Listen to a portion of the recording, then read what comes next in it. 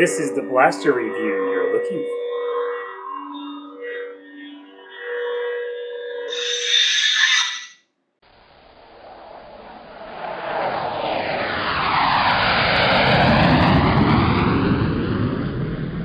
Hi everybody, Ray from 28 Left Productions, and today we're going to do a review of Nerf rival blasters that have the Magwell in the grip. First up, the Nerf Rival Apollo. This is a single shot top priming blaster, obviously magazine well in the grip, and it is the oldest of this particular style in the rival line. I've added some 3D printed Uzi style sights, but other than that, this is virtually a stock blaster. Next up, the Nerf Rival Helios. This is a slight upgrade to the Apollo. It is still magazine fed in the grip, but the charging handle is on the side as opposed to being on top, which leaves room for a tactical rail on top. The Apollo has a rail on top too, but it's only in the very forward position. This actually goes the entire length, so you can put the optic pretty much where you want. Next, the Rival Hera. This is the only semi-auto blaster in this particular configuration. Magwell still in the grip, and it is flywheel powered as opposed to being a Springer. And lastly, the Nerf Rival First Order StormTrooper Blaster. This is a Star Wars based cosmetic blaster that still is a magazine in the grip, and it is a Springer, so it's comparable with the Helios and the Apollo. Okay, first up, the Apollo. This is a Springer powered rival blaster that, in all accounts, is basically the Rival's version of the Recon / the Retaliator.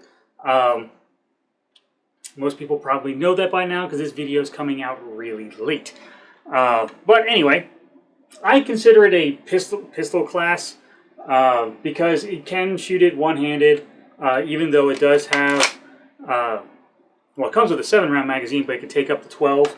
But so can the Strife, and so can the Recon and the Retaliator. So if you consider those pistols, then this should pretty much be the same as well. Okay, so on my Apollo, like I said, I've added these 3D printed Uzi style sights. They don't really do anything other than be cosmetic and kind of look cool. So now I know from a distance that this one is mine. It's the standard spring. I did not upgrade it. Performance-wise, it's the same as any other Apollo. But quick overview. This is a top prime Springer blaster.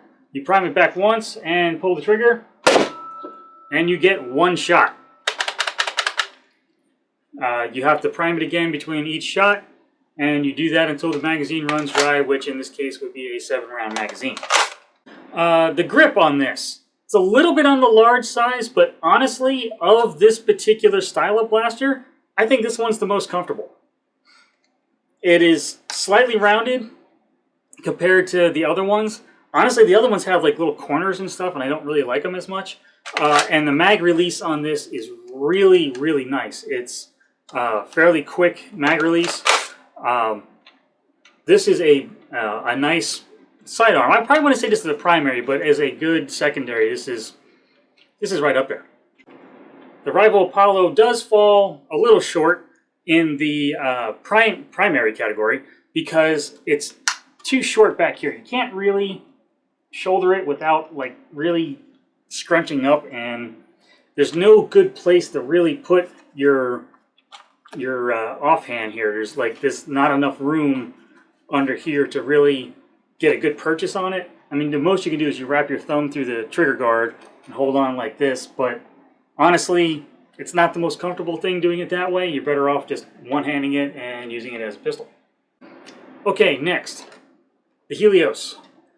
Helios is pretty much a slight upgrade to the Apollo, in that the priming mech is ambidextrous, which is kind of cool. You can easily swap it from side to side. No, it won't fall out.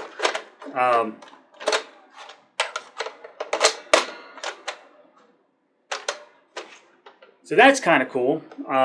This one also has a spring return. So when you prime the blaster, it springs back to the front, allows you to get shots off a little bit quicker, and it's also just kind of fun to just let the slide go like that. But basically, performance between this and the Apollo, they're about on par with each other. Maybe a slight difference between the two, but not enough to really matter. Comfort-wise, I don't like this one nearly as much as the Apollo. The mag release button is squared off, and it kind of digs into your hand. I don't really like how this thing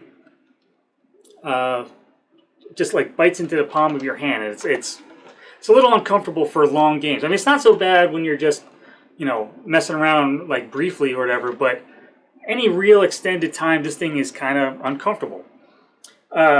Secondly, they made this thing look like it has a stock. It's kind of, you know, concave a little bit so that it looks like it fits into your shoulder, but it's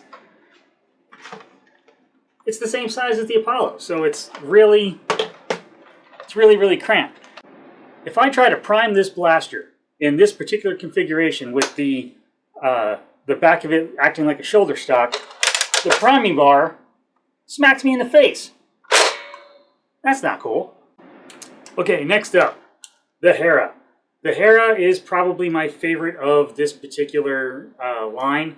It's small, compact, about the same size as the Apollo. Not much dimensionally different.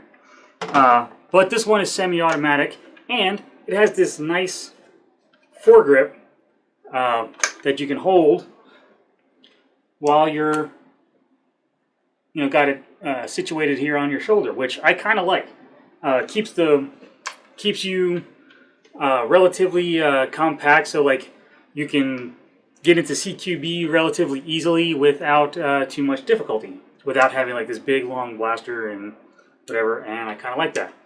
This is also the mag release that's probably my favorite as well, having this lever that you can just put your thumb on the bottom of this rail here and just slide your thumb forward and grab the mag.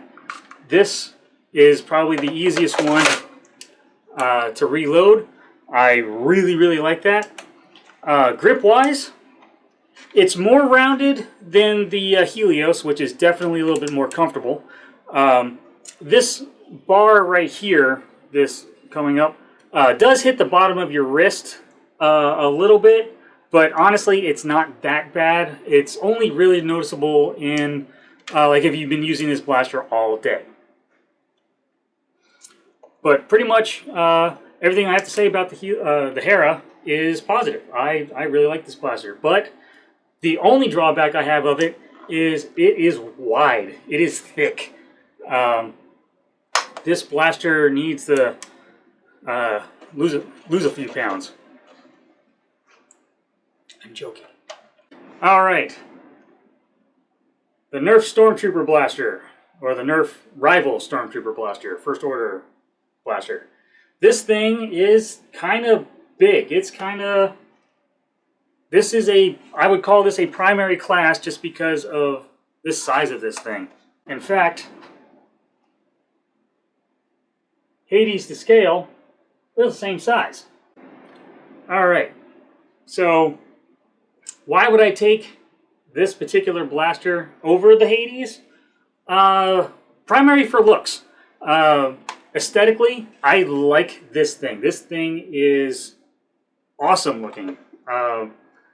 I really don't want to change it aesthetically. It also fits really nice. The stock on this thing is actually a good size for me.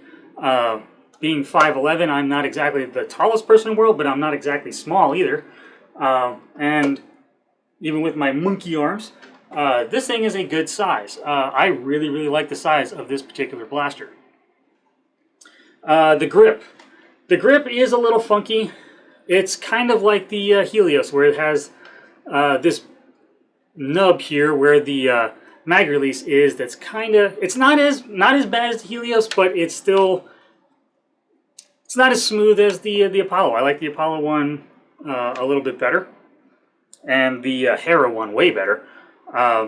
This one is also a little stiffer. It's a little, you actually got to put a little bit more effort into pushing this button to release the mag. But I mean, it works. So just don't baby it, and it'll work fine. Okay, charging handle. Charging handle is only on the left-hand side, but this one is situated forward enough on the blaster that when I charge it back, it doesn't hit my face. There's like a thumb. The thumb is barely touching my mustache. Oh, and it does auto return, much like the Helios, which is a kind of nice feature. Something else that I've noticed on this particular blaster is if you charge the handle back and engage the depriming button with your other hand and slowly release the handle, it actually locks back. That's kind of a nice feature. I don't know if they intended to do that or what, but I kind of like that because you don't have to hold the charging lever back the entire time while you're clearing out a jam. And then once you're done, you grab the charging handle, pull it back more, and let it go, and you're ready to rock and roll. The charging handle also is on this pivot point here, so that you can fold it away for storage or just aesthetics or whatever. Speaking of, these little side pieces here do come off.